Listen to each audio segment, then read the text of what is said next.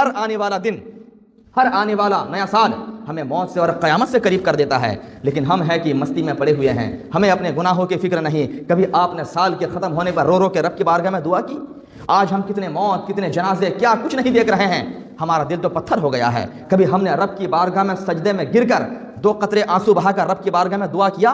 کبھی ہم نے توبہ کی؟ ہمیں توفیق نہیں ملتی ہے، ہمیں توفیق نہیں ملتی ہے۔ میرے عزیز، رب کی بارگاہ میں کبھی سجدے میں گرا کرو، کبھی آنسو بہا کر دعا کرو۔ پروردگار عالم کو سب سے پیاری عبادت اگر کچھ لگتی ہے تو نماز لگتی ہے، اور نماز کے اندر سجدہ لگا کرتا ہے۔ پھر جب کوئی بندہ آنسو بہا کر رب کی بارگاہ میں توبہ کرتا ہے، میرا رب تو اتنا کریم ہے کہ اس کے گناہ اگر سمندر کے جھاگ کے برابر بھی ہوتے ہیں تو سارے گناہوں کو معاف فرما دیا کرتا ہے۔ کہ 2025 جو سال تھا وہ ہمارے درمیان سے رخصت ہو چکا ہے۔ ایک نیا سال ہمارے بیچ میں جلوہ فگن ہوا ہے 2026 کی شکل میں۔ ہر انسان جب نیا سال آتا ہے تو ایک دوسرے کو مبارکبادی پیش کرتا ہے، happy new year, happy new year, ہر ایک کی زبان پر ایک ہی چیز ہوتی ہے۔ لیکن آپ ذرا سوچیں کہ ہم نے کیا کھویا اور کیا پایا۔ ہم ادھر خوشی تو منا رہے ہیں کہ 2026 ہمارے بیچ میں آ گیا ہے، نئے سال کی مبارکبادی، نیا سال مبارک ہو، ہیپی نیو ایئر، بڑی خوشی مناتے ہیں۔ لیکن کبھی آپ نے جھانک کر اپنے پاسٹ کو دیکھا، اپنے ماضی کو دیکھا کہ ہم نے 2025 جو گزارا ہے کیسے گزارا ہے؟ ہم نے 2025 میں کتنی نمازیں پڑھی کبھی آپ نے سوچا؟ 2025 میں کتنے روزے رکھے کبھی آپ نے سوچا؟ 2025 میں ہم نے کتنے لوگوں کا دل دکھایا کبھی آپ نے سوچا؟ 2025 میں کس کس کے حقوق کو ہم نے طلب کیا کبھی آپ نے سوچا؟ 2025 میں کتنی مرتبہ ہم نے ماں باپ کا دل دکھایا کبھی آپ نے سوچا؟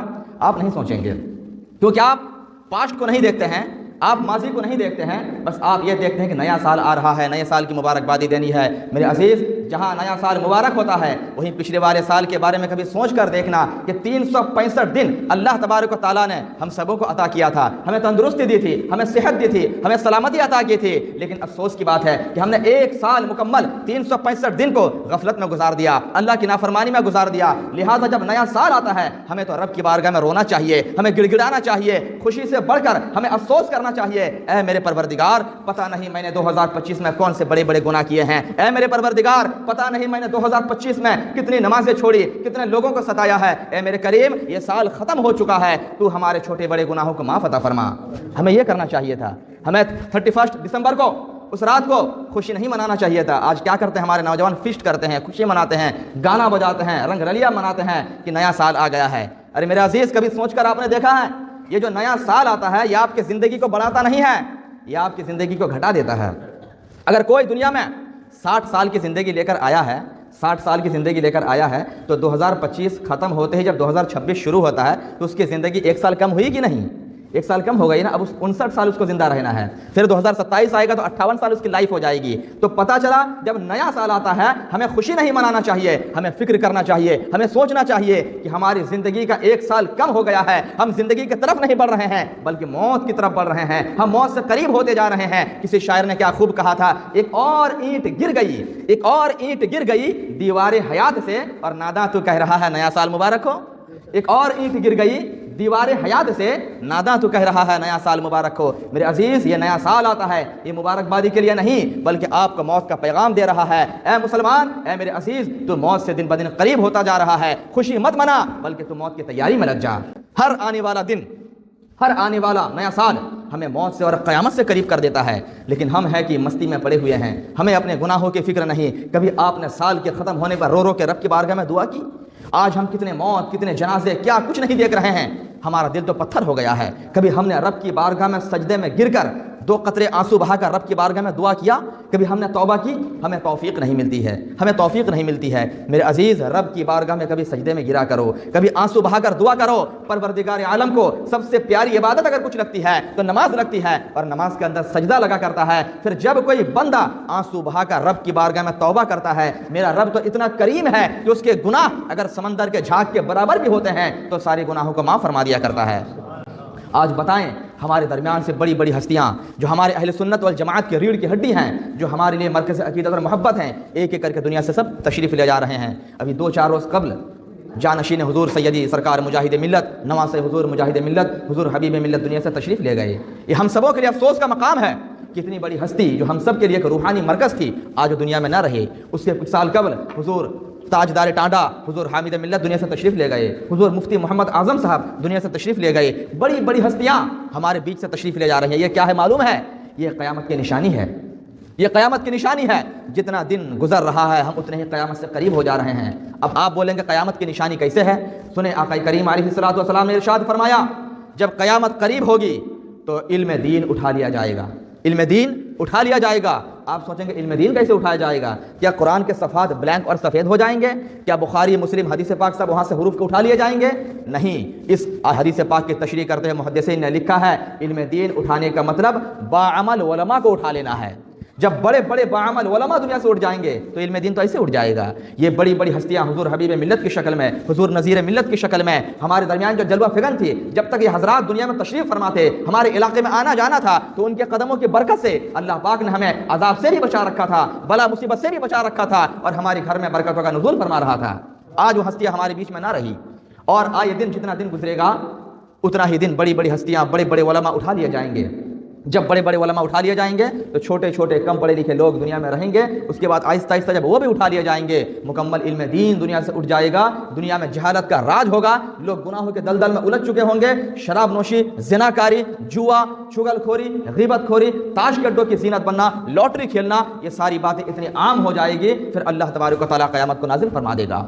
یہ علماء کا اٹھانا ایسے نہیں ہے، یہ نئے نئے سال کا آنا، دن کا گزر جانا ایسے نہیں ہے، بلکہ ساری چیزیں ہمیں نشاندہی کر رہی ہے، ہمیں بتا رہی ہے کہ اے بندہ مومن، تو موت سے قریب ہوتا جا رہا ہے، لہٰذا تو بھی موت کی تیاری میں لگ جا۔ اللہ کے پیغمبر حضرت یعقوب علیہ نبی علیہ الصلوۃ والسلام نے ملک الموت کے ساتھ دوستی کر لی تھی، حضرت عزرائیل علیہ الصلوۃ والسلام کے ساتھ دوستی کر لی تھی، وعدہ کیا کہ کہو میرے دوست، جب میری موت کا وقت قریب آئے گا تم پہلے ہی مجھے بتا دو گے، تم پہلے مجھے انفارم کر دو گے تاکہ میں موت کی تیاری کر لوں۔ حضرت یعقوب علیہ الصلوۃ والسلام سے ملک الموت نے وعدہ کر لیا، ٹھیک ہے حضرت آپ کو بتا دیا جائے گا، اب اللہ کے پیغمبر ہیں، وعدہ ہو گیا۔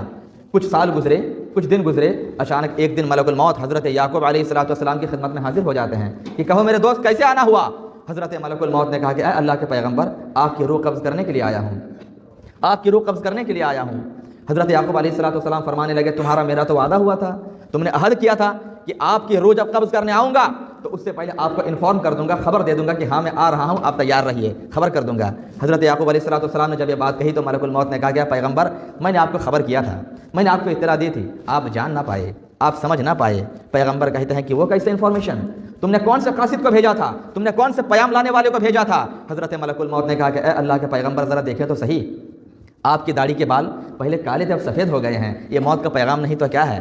اے اللہ کے پیغمبر آپ کے سر کے بال پہلے کالے تھے اب سفید ہو گئے ہیں، یہ موت کا پیغام نہیں تو کیا ہے؟ اے اللہ کے پیغمبر آپ کی کانوں کی سماعت کمزور ہو چکی ہے، یہ موت کا پیغام نہیں تو کیا ہے؟ آپ کی کمر میں درد ہونے لگ گیا ہے، یہ موت کا پیغام نہیں تو کیا ہے؟ آپ کی بینائی، آپ کی آنکھوں کی روشنی اب کمزور ہو چکی ہے، یہ موت کا پیغام نہیں تو کیا ہے؟ اے اللہ کے پیغمبر میں نے کتنے سارے قاصدوں کو بھیجا، کتنے سارے پیغام دینے والوں کو بھیجا، لیکن آپ سمجھ نہیں پائے۔ اسی طریقے سے ہر بندہ مومن کے پاس اللہ کا پیغام آتا ہے، یہ داڑھی کا سفید ہو جانا موت کا پیغام ہے، آنکھوں کی بینائی کا کمزور ہو جانا موت کا پیغام ہے، کانوں میں مشین کا لگ جانا موت کا پیغام ہے، انسان کی کمر کا ٹیڑھی ہو جانا موت کا پیغام ہوتا ہے۔ اے میرے عزیز، جب کوئی بندہ مومن ان پیغام کو سمجھتا نہیں اور غفلت کا شکار رہتا ہے، گناہوں میں ڈوبا رہتا ہے، پھر اچانک ایک دن ملک الموت اچانک آتے ہیں اور اس کی روح کو قبض کر کے لے کر چلے جاتے ہیں۔ پھر لوگ روتے ہیں، بلکتے ہیں کہ ہائے افسوس، جوان آدمی دنیا سے چلا گیا، ہائے افسوس ابھی کم عمر میں چلا گیا، بیٹے کی شادی نہیں ہوئی، بیٹے کی شادی نہیں چلا گیا۔ لیکن میرے عزیز یہ شکوہ شکایت نہیں کرنا چاہیے، کیونکہ اللہ بہتر جانتا ہے کس کی زندگی کتنے دن کی ہوتی ہے۔ آج بہادر پور میں بھی جناب مرحوم مغفور شیخ مسلم علی صاحب کا انتقال ہوا، کثیر تعداد میں لوگ علماء وہاں پر شریک تھے، عمر بہت کم تھی، تو کوئی بھی کہہ سکتا ہے نا کہ کتنی کم عمر میں چلا گیا، لیکن ایک بات ہمیشہ یاد رکھیں کہ کم عمر میں جانا، زیادہ عمر میں جانا، یہ سب اللہ کی مرضی اور مشیت کے اوپر ہوتی ہے۔ یہ ہمارا بشری تقاضا ہے کہ ہم کہتے ہیں کہ عمر کم ہے، 60 سال کا ہو تو موت آنی چاہیے، یہ ہم سوچتے ہیں، لیکن ملک الموت اور موت اس چیز کے بارے میں فکر نہیں ہوتی ہے۔ موت جب آتی ہے نا، وہ بڑا بچہ بوڑھا مرد عورت کسی کو نہیں دیکھتی ہے، موت کسی کی دوست نہیں ہوتی ہے کہ بچہ ہو تو چھوڑ دو اور بوڑھا ہو تو جان قبض کر لو، ایسا نہیں ہوتا ہے۔ موت کی دوستی کسی کے ساتھ نہیں ہے، جو جتنے دن کی زندگی لے کر آیا ہے وہ اللہ کی نعمت ہوتی ہے، اتنا ہی دن دنیا میں رہے گا، پھر جب اللہ کی مرضی ہوگی اس کو اللہ اپنے پاس بلا لیا کرے گا۔ اسی بنا پر ہمیشہ ہر بندہ مومن کو موت کی فکر کرنی چاہیے، موت کی تیاری میں لگے رہنا چاہیے۔ نیا سال آئے، نیا فیسٹیول آئے، ہر موقع پر کم سے کم اسلامی شعار کو ہمیں باقی رہنا چاہیے کہ ہم مسلمان ہیں، اتنا کم از کم سوچنا چاہیے۔ 31 دسمبر کی نائٹ کو ہمارے نوجوان کیا کرتے ہیں؟ گلی میں، چوراہوں میں، بازاروں میں بڑا بڑا ڈی جے باندھتے ہیں، گانا بجاتے ہیں، ناچتے ہیں، فسٹ کرتے ہیں، کھانا کھاتے ہیں۔ بتاؤ یہ مسلمان ہونے کی علامت ہے؟ ارے تمہیں تو اس رات کو مسجد میں آ جانا چاہیے، اللہ کی بارگاہ میں سجدے میں گر کر رو رو کر دعا کرنی چاہیے کہ میرے پروردگار 1 سال میں نے نافرمانی میں گزار دیا، پتہ نہیں 2026 میں کتنا دن زندہ رہوں گا مجھے معلوم نہیں، اے میرے مولا 2025 میں نے سجدے تو نہیں کیے، میں نے تجھے راضی تو نہیں کیا، اے میرے مالک 2026 میں مجھے توفیق دے دے کہ کم از کم اس سال میں تیری خوب عبادت کر سکوں، میں نمازیں پڑھ سکوں، میں روزہ رکھ سکوں، اللہ توفیق دے میں حج کر سکوں، یا اللہ مجھے توفیق دے کہ میں 2026 میں تجھے راضی کر لوں۔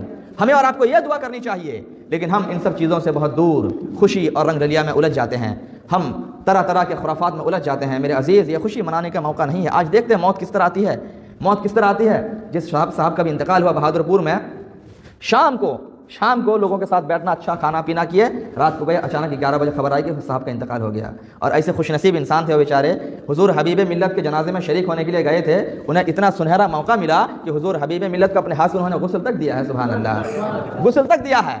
لیکن یہ بھی نصیبے کی بات ہوتی ہے، یہ مقدر کی بات ہوتی ہے۔ یہ توفیق انہیں کیوں ملی معلوم ہے؟ کیونکہ وہ آدمی علماء سے بڑی محبت کیا کرتا تھا۔ جتنے ہمارے بزرگان دین ہیں، جتنے ہمارے شیوخ ہیں، سب کا بڑا ادب و احترام کرتا تھا۔ مرید تو تھا سرکار تاج الشریعہ سے، لیکن محبت حبیب ملت سے بھی ویسے کیا کرتا تھا، نذیر ملت سے بھی ویسے کیا کرتا تھا، مفتی محمد اعظم سے بھی ویسے کیا کرتا تھا، حضور شیخ صاحب قبلہ سے بھی ویسے کیا کرتا تھا۔ آج اس کی محبت کا صلہ اللہ نے اس کو یہ دیا کہ حضور حبیب ملت کے جنازہ، ان کے غسل، جہاں بڑے بڑے عالموں کی رسائی نہیں ہوئی، وہاں اس بندہ مومن کی رسائی ہو گئی اور اپنے ہاتھ سے غسل دلانے کا موقع تک پا گیا۔ وہ علماء سے محبت کرنا چاہیے، بڑے بزرگوں سے محبت کرنی چاہیے، اللہ تعالیٰ اس کا بدلہ دنیا میں ہی دکھا دیتا ہے۔ اور دیکھیں نا، وہاں سے آیا، کچھ اور موقع نہیں ملا، فوراً اللہ نے روح پر قبض کر لی۔